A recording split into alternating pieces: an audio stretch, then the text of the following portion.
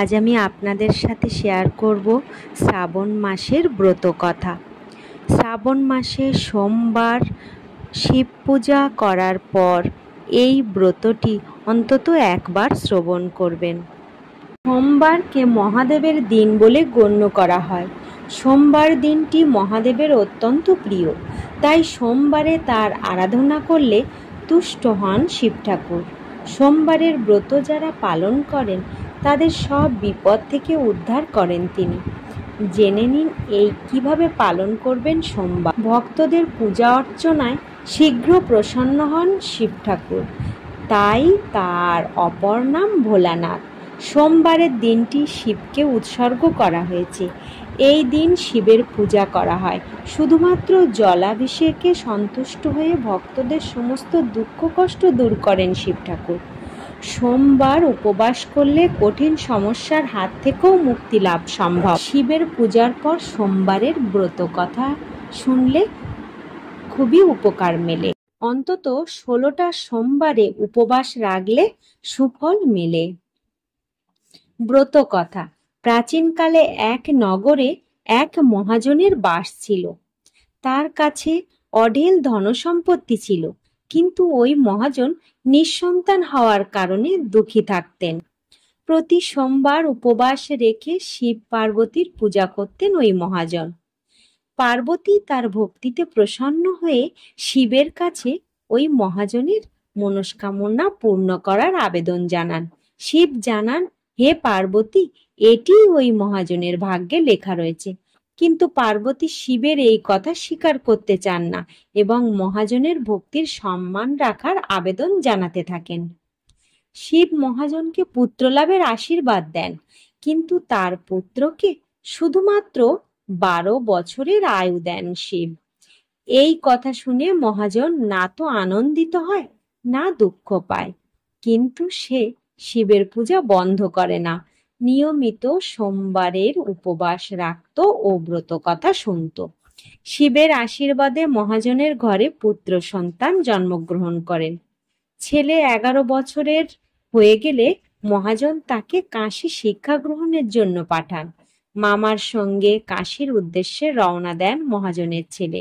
মহাজন নিজের ছেলেকে ধন দিয়ে বললেন, পথে যজ্ঞ করো, যেখানে যজ্ঞ করবে সেখানে ব্রাহ্মণদের ভোজন করাবে এবং দক্ষিণা দিয়ে অগ্রসর হবে।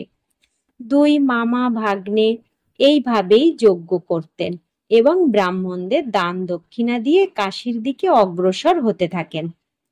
পথে এক নগর আসে। সেদিন সেখানে রাজার কন্যার বিবাহ হচ্ছিল, কিন্তু যে যুবরাজের সঙ্গে রাজকন্যার বিবাহ ছিল সেই পাত্র ছিল কানা। যুবরাজের বাবা নিজের ছেলের এই প্রতিবন্ধকতার কথা লুকিয়ে যাওয়ার জন্য একটি ফন্দি আঁটেন।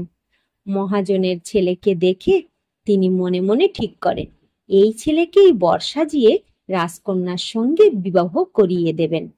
বিবাহের পর মহাজনের ছেলেকে অর্থকড়ি দিয়ে বিদায় করে দেবেন এবং রাজকুমারীকে নিজের রাজ্যে নিয়ে যাবেন। এরপর মহাজনের ছেলেকে পাত্রের বস্ত্র পরিয়ে বিয়ের আসনে বসিয়ে দেওয়া হয়।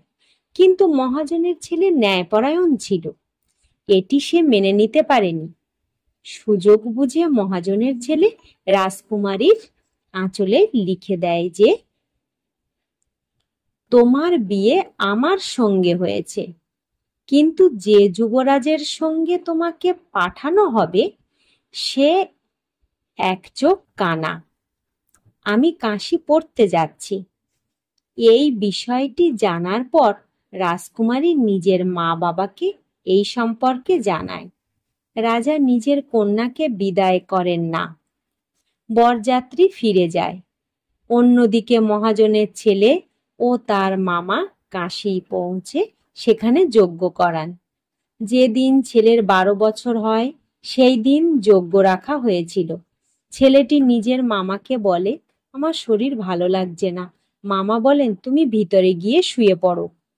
শিবের কথা মতো কিছুক্ষণের মধ্যেই ছেলেটি শেষ নিঃশ্বাস ত্যাগ করে। মৃত ভাগ্নেকে দেখে মামা বিলাপ শুরু করে। সেই সময়ে শিব পার্বতী সেই দিক দিয়ে যাচ্ছিলেন। পার্বতী বলেন, প্রভু, এর কান্নার স্বর আমি সহ্য করতে পারছি না। আপনি এই ব্যক্তির কষ্ট দূর করুন। পার্বতীর আবেদনে শিব মৃত বালককে জীবিত হওয়ার আশীর্বাদ দেন।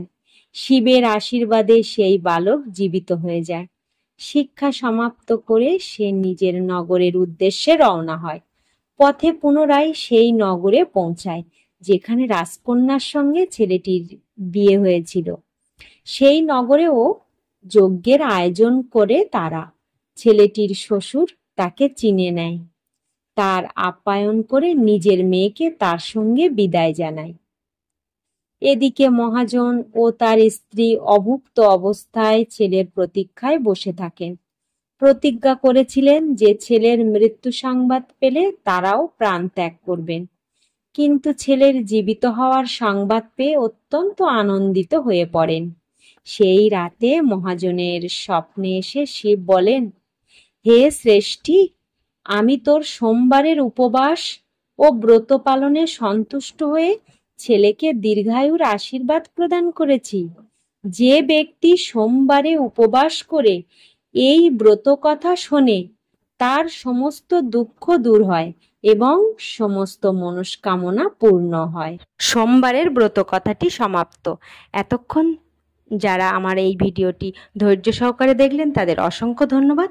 আর আমার এই ভিডিওটি যদি ভালো লেগে থাকে তবে একটা লাইক করে দেবেন আর চ্যানেলটি সাবস্ক্রাইব করবেন। নমস্কার।